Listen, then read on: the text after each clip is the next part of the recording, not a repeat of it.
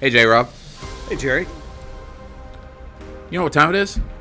I do know what time it is. What time is it? It's time for Jerry and J-Rob Cover It All. That's absolutely right. And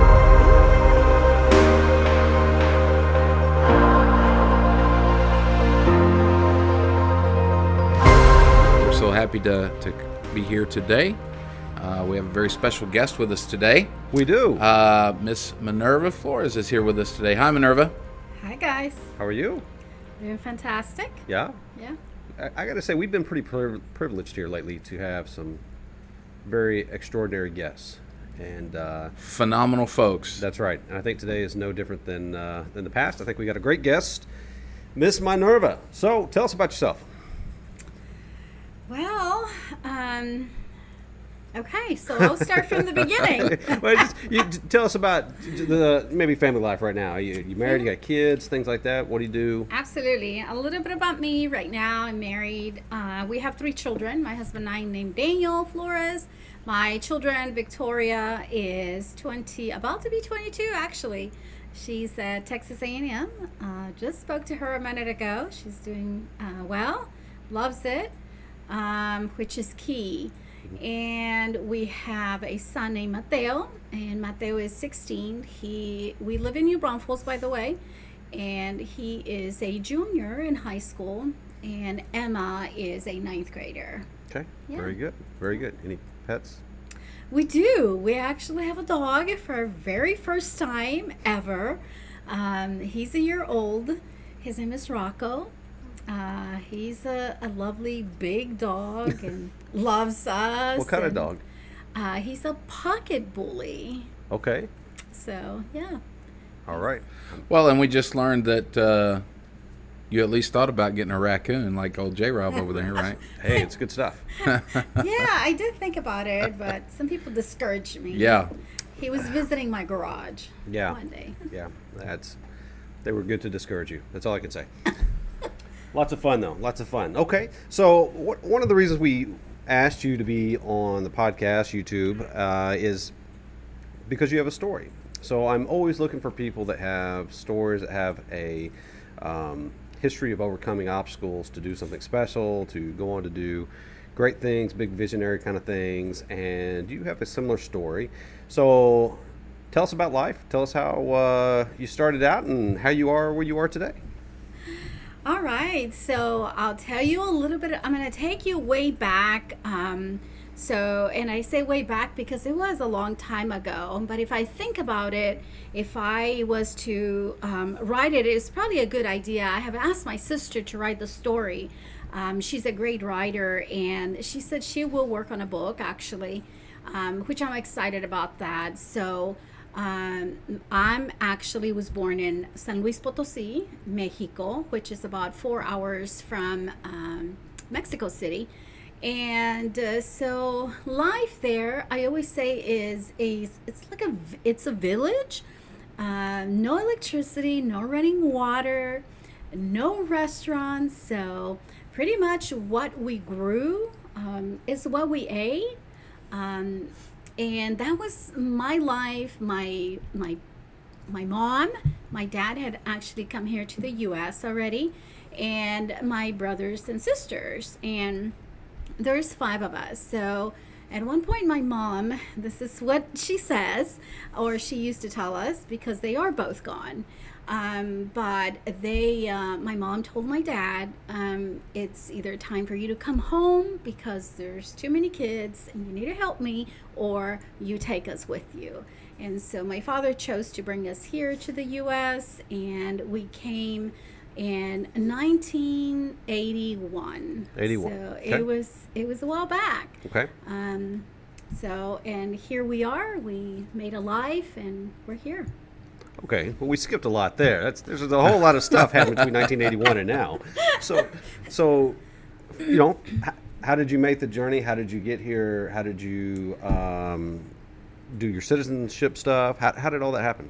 So, the journey here, obviously, as little kids, I really didn't know much. It was like, for us, it was all of a sudden that we were coming to the U.S. But there is no picture here, so there's no description of like, what do you mean we're moving? So there's the unknown, scary thoughts, scary feelings, but I don't remember discussing that with mom. As a child, I guess I kept a lot, and I'm assuming my brothers and sisters did too. We are very close to each other, so often we get together and just kind of sometimes we go back and discuss. How big is the family? There's 5 of us. Okay. So there's I have 2 sisters and 2 brothers and myself. So there's 3 girls, 2 boys. Okay. And the baby unfortunately passed, but so there were 6 of us. Yeah.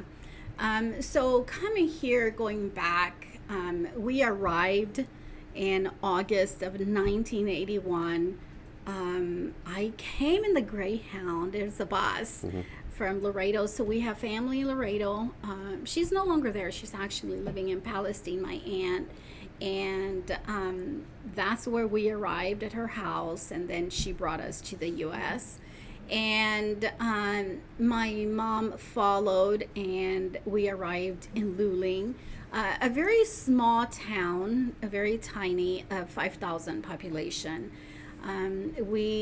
It was really close to starting the school year, so of course, and in Luling we already had family there. My father was there, and other family members that had moved here were living there. So I guess you could say they knew the way, and they helped us to get started with school and get the registration and all of that completed, and we started school.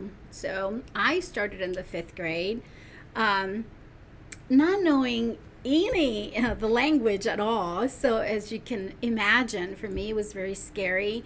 I remember probably crying at times, feeling like my parents were not going to come and pick me up from school. And How old were you at this point? I was 11. 11. Okay. In 5th grade, and so And did not speak English in 5th grade. Is that correct? I did not speak English at all. I didn't even know that no, or the word no, was no. So literally we did not speak English at all.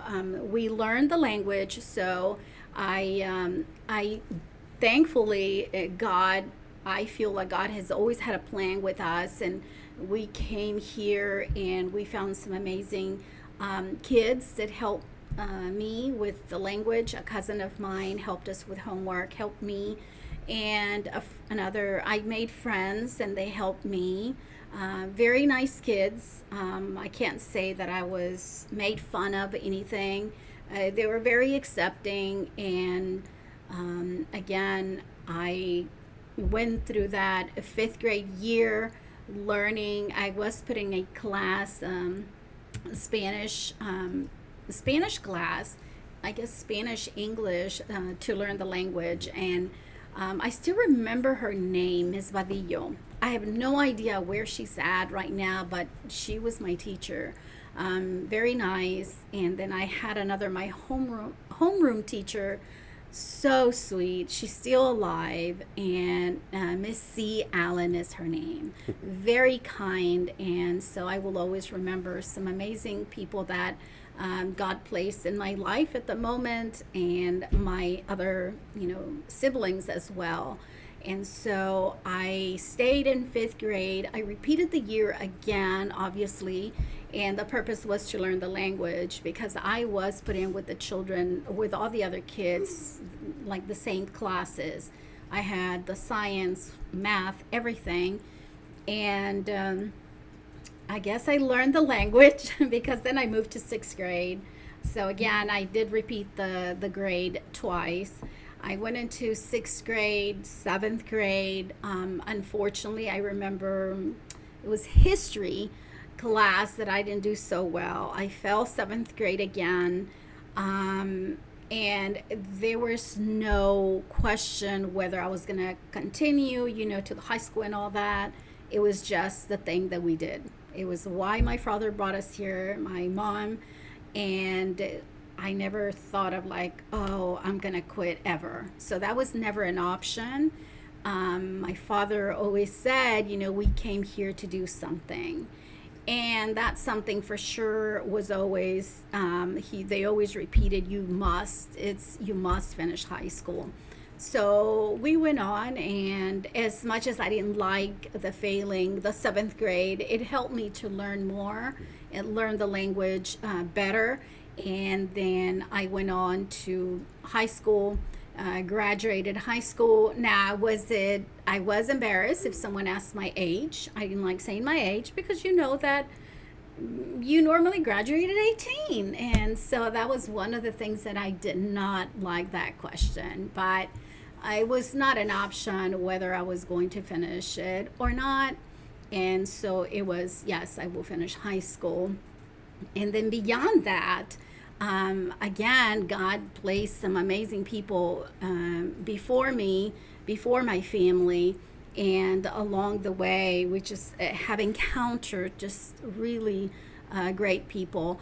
And there was this gentleman, I can see his face, I don't remember his name, but he helped me complete some paperwork to go to school in Austin.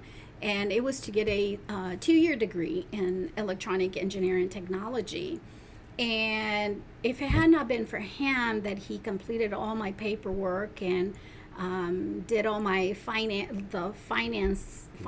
of the school, I would have probably, I'm not sure that I would have gone, or perhaps I would have figured it out some way, somehow. Because I also, during the high school years, I've been a searcher. And I've known from the very beginning, I'll go back to this village, as I call it, where I came from.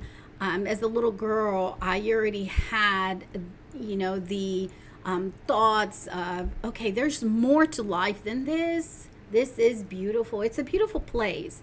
You don't need AC. You're surrounded by the mountains.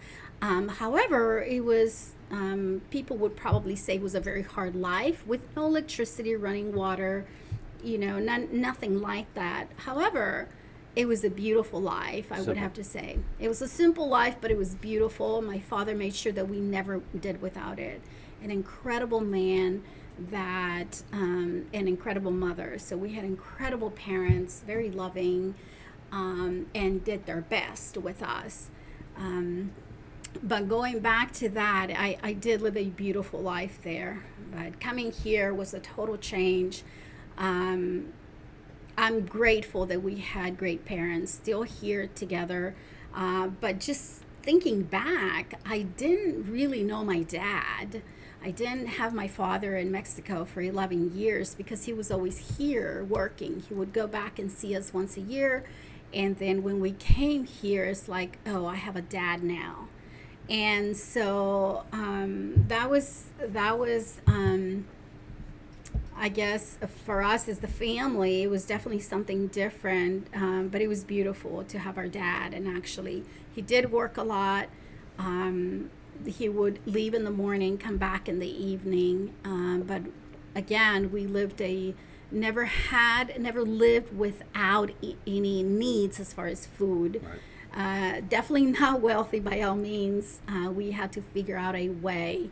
So once I, finished the high school and I went to school in Austin and got a degree, the doors started to open up when I decided to say yes to that school. I finished in 2 years, and I remember it was only two girls that graduated from there amongst all guys. This is more of a the technology was more for man, and so it was 2 women graduating with them. And then I was offered work for 3 companies offered me a job, which it was Applied Materials, Motorola at the time. They changed names since, and Advanced Micro Devices. So I took a job there, and wow, what an amazing story to be able to come to a position of an incredible company that I was able to see so much, and it was mind-boggling actually because of the technology that I was looking at. And I worked with people from all over the world. And that just opened up my world, even though, again, I say that I've been a searcher because when I was a little girl, with the teachers that would come and teach us, I took trips. No one else, no other child there took a trip that I know of. I know that I did. At least my siblings did. Like school related trips? No, it Or was just just trips in general. trips. Okay. Yes, with the teachers. So Okay. to the city. Okay. And so then it kind of like, wait, this is a big world. I even went to Mexico City for, if I'm not mistaken, it was a birthday gift, and I think I was 9. And the thing is that I can't even go back and ask my mom because my parents passed away. So I'll talk a little bit about that. But let me go back into when I went into the workforce in 93, January 17th of 93. I actually started working for Advanced Micro Devices with people from all over the world, and I'm still friends with some of them, some engineers. I went into the engineering department, and it was mind blowing to see what a huge world. And I would go back and tell Mom, I said, Mom, there's people from all over the world. Yeah, I met people from Germany, people working at AMD in Austin. There's more diversity. And so that was pretty cool. Vietnam, people from just all over. And so that I stayed there for 7 years. I did very well. I started in the testing department for 3.5 years. And after that, it was in 1997 when I moved to the engineering department. There was that gentleman, he's a friend of mine going into the testing department. He's an engineer. His name is Manuel. And he said, hey, they're hiring in our department, in the engineering department. And I said, really? So I applied and I got the job. So I went in there, and again, that was the huge, because then I was working with engineers, flying to California for meetings, and I would sit. And so here I picture myself, this little bitty girl that comes from a place, very remote place with no electricity, none of that stuff available to us. And here I am sitting in California, home office for Advanced Micro Devices, and sitting in meetings with engineers, PhDs, Right. by the way. And Very, it was very Wow. talented people. Yeah. pretty interesting. So Well, before you move on, so you mentioned a couple things, living simple. I think that's imperative, to be thankful for what you have, but not to be complacent where you are.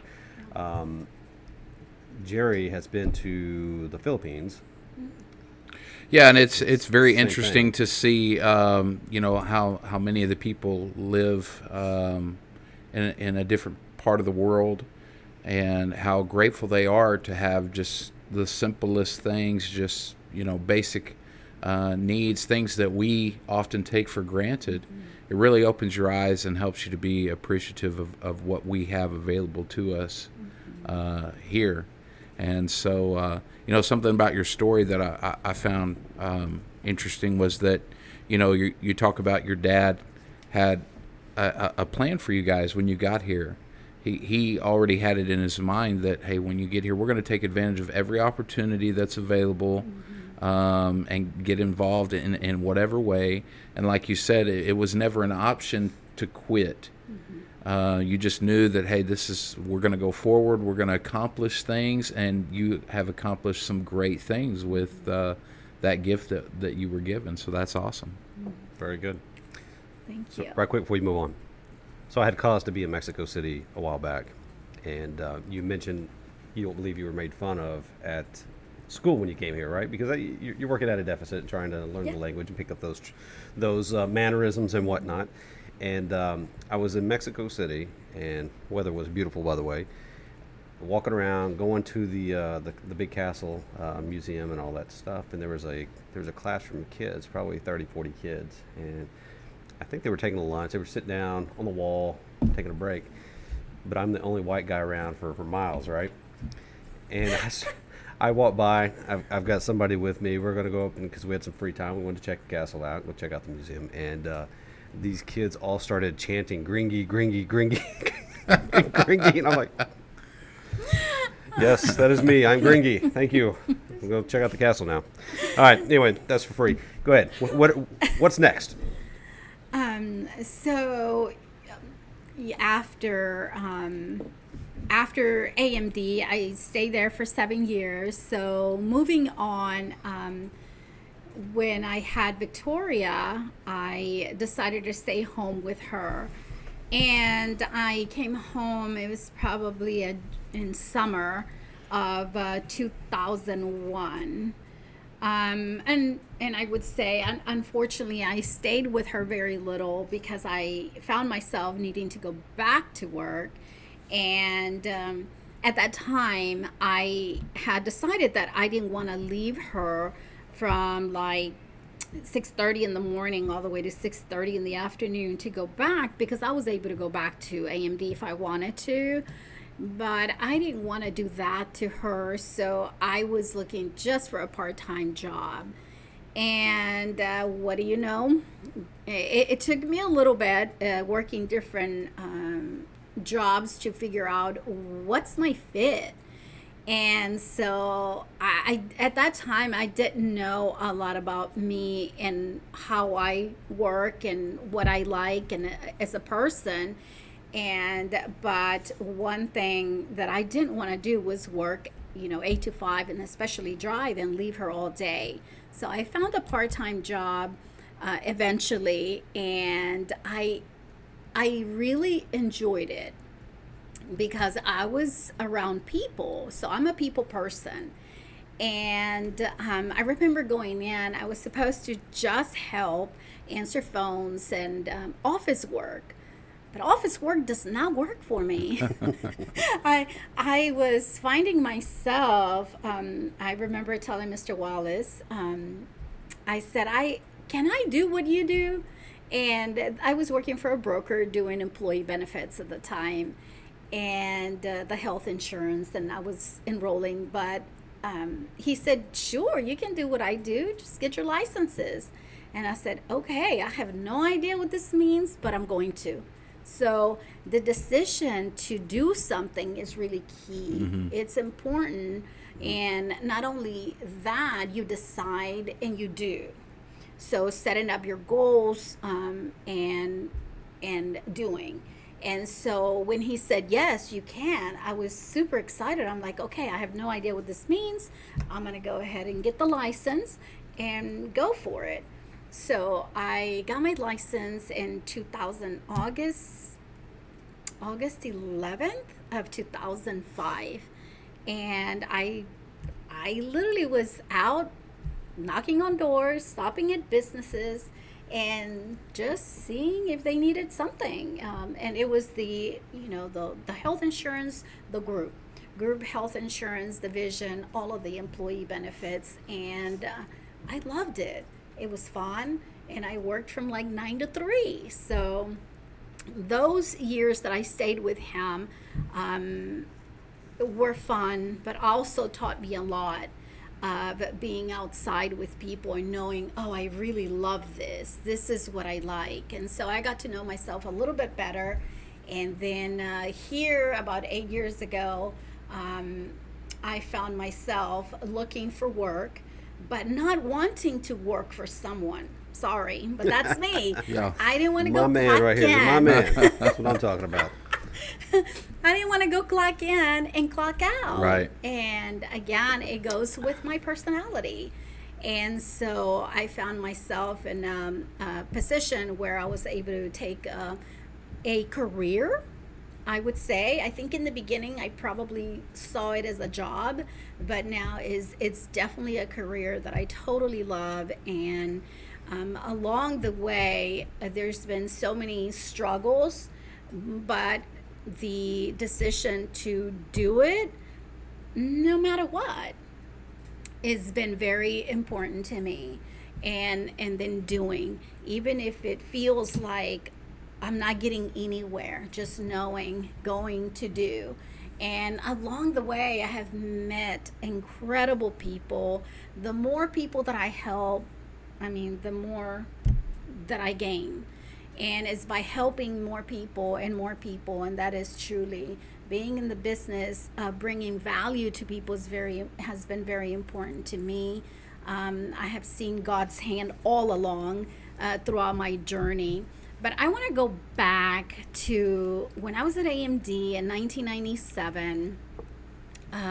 It was March 22nd when my parents left to Mexico. It was a Saturday. It was early in the morning. My parents had decided they were going to go to Mexico. And my father had called it. It was because it was the last time he was going. And sure enough, it was the last time. But his reasoning, not because he knew he was going to pass, none of that, but he has PKD, or he had, and PKD is kidney failure. And so my father and my mom and my brother and my son and my sister's son, they all left. And that day they had an accident, head-on collision, and they never came back. And so we brought them back and we buried them. And perhaps that's another reason why my brothers and sisters were really close to each other, because we encourage each other, we pray for each other, and our faith is very strong. And I often say that God brought us here for the purpose to getting to know Him. And my parents got to know Jesus as well. And I'm so excited when I think about that even though it was very hurtful, it was something that I don't wish on anyone to experience that. But we did. But He carried us through. He continues to do that. And knowing that my parents are with Him, our family is with Him, and one day we'll reunite. And that has carried me through the faith that we have, knowing that God created us and that He gives life and He takes life. And that's something that I had to understand. I remember sitting, I was working at AMD. I remember sitting outside and it hit me, and I know it was God that placed it in my heart, because in the beginning I would say, what if I would have gone? Maybe they would still be here. Like blaming myself. Right. And then God said, no, I give life and I take life. And so I come to understood that my life is not mine, it's His, and He takes it when He wants to. And so living life for others, to bring value to others and do good, because we saw my parents do good. They were amazing people. I love them. And so I have amazing brothers and sisters. They're doing very well too. So you mentioned there's 5 people in that car, is that correct? So you lost all 5 of those folks. You mentioned that God got you through this and that your family got you through this. What other suggestions would you have for people out there that have had a major loss, such as you, how to get through that scenario? Again, I'll go back and I say that is the faith that I've had, that God is the provider and God gives life and He takes life. So understanding that from the way I remember where I was sitting and where that thought entered my mind, and, reading your Bible, reading scripture, but also knowing that God is here. God lives in you. And so the things that you're able to do, it's pretty amazing. For example, that it is a huge loss, but we've had many people praying. We saw the miracles, that when we really sit down and talk about the tragedy and how it occurred and how what took place, because my brother stayed alive for 55 hours in Mexico, and my parents were in another state, and how all it took place and how we found out. A book needs to be written about that for sure, and we're waiting on my sister, because it was incredible. The hand of God was there, and the people that had to work all those pieces and details, it's a lot of the family members that were also traveling to Mexico. And so But again, the church held us. I mean, just in prayer. And the church. We have a church that we grew up in Luling.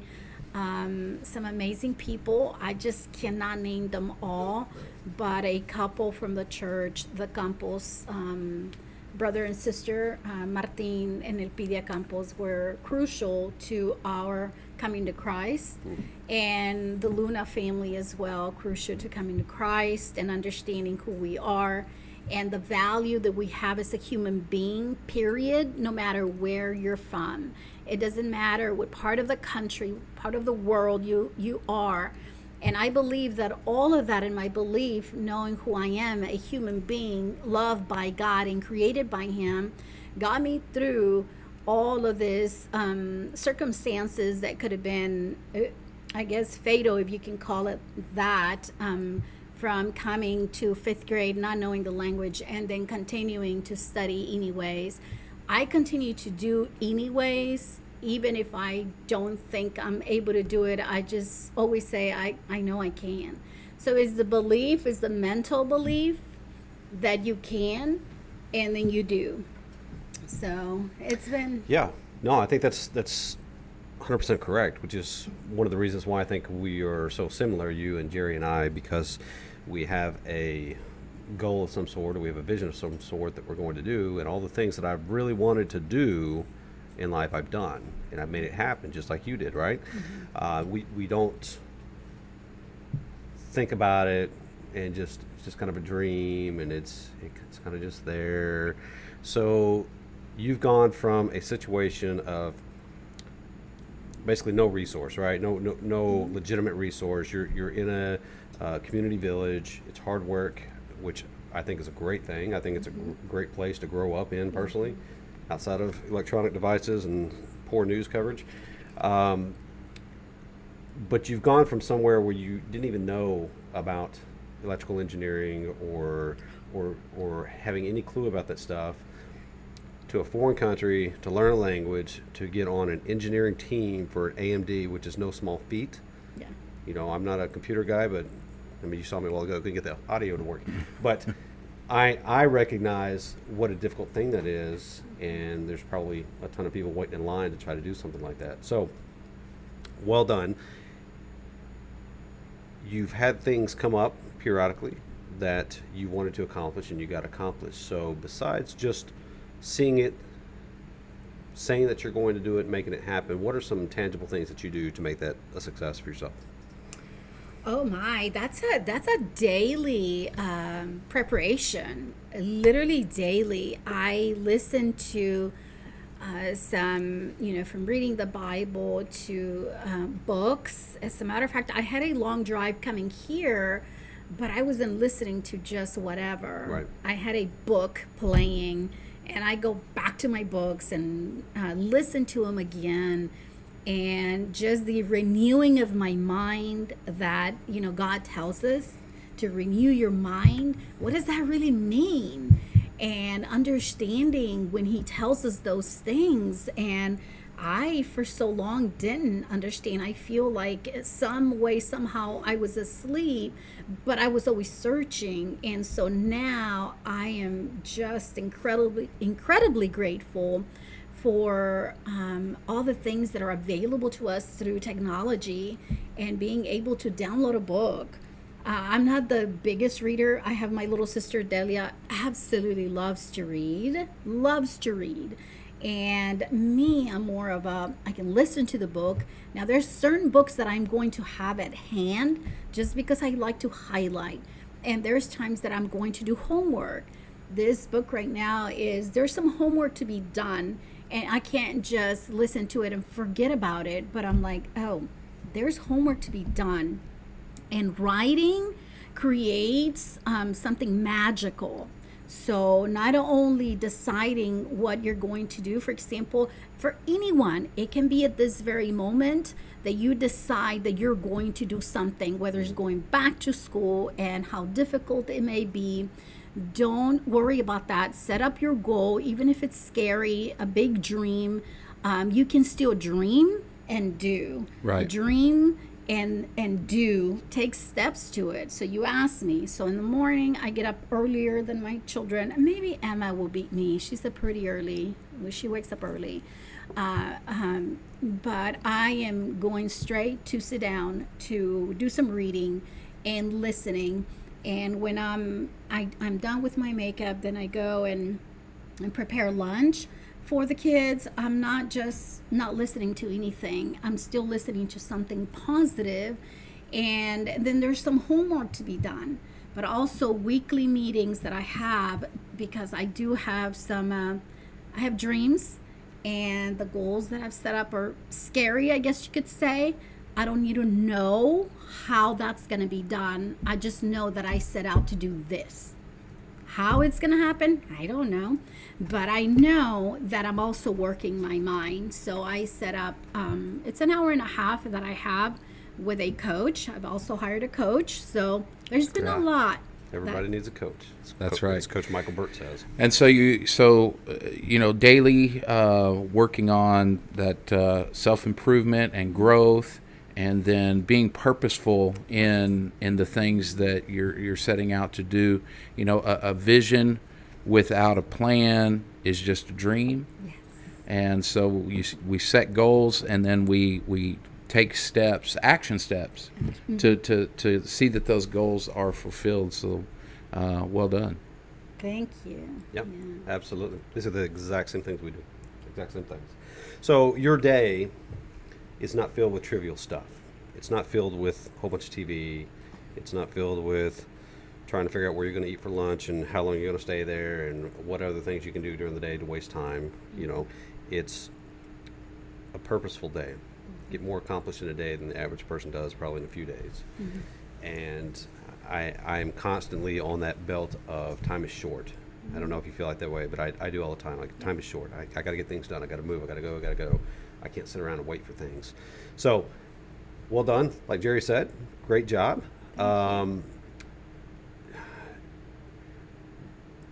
Very good suggestions. Thank you.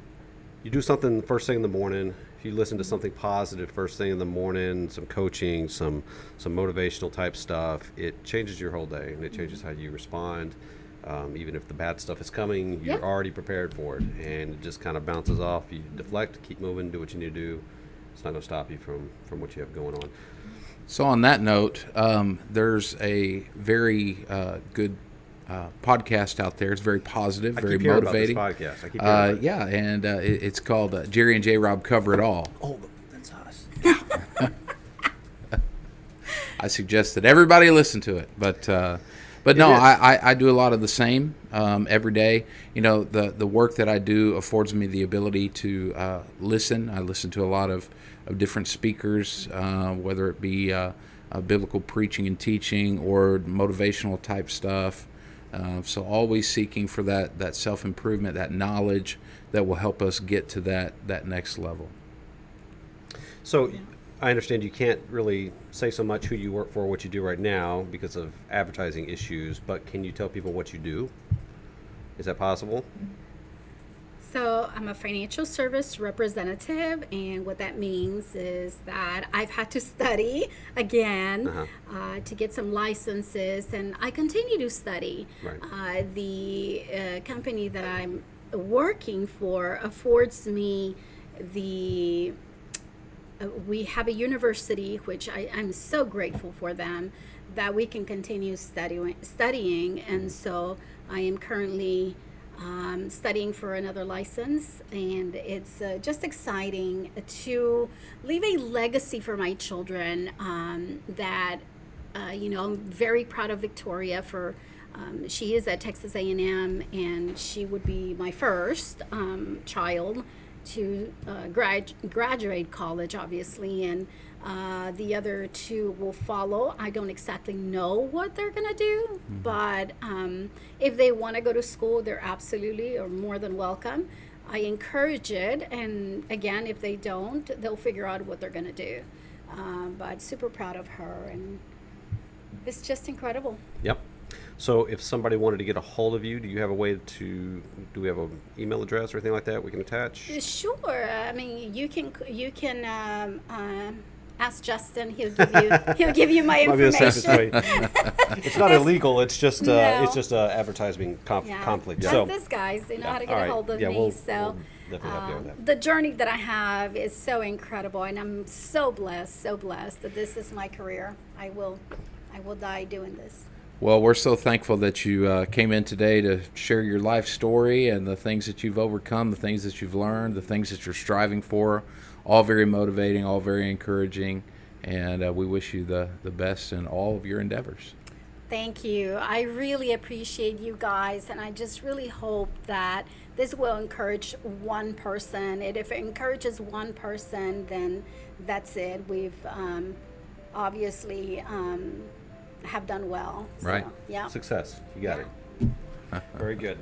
Okay, well, we'll catch you guys next week. Thanks a lot, Minerva. Appreciate you being here, sharing your story. I know it takes a lot out of people to come in here and share some of the stuff they've had in their history and their lives, and you did so very well. So thank you. Thank you. We'll see you next time.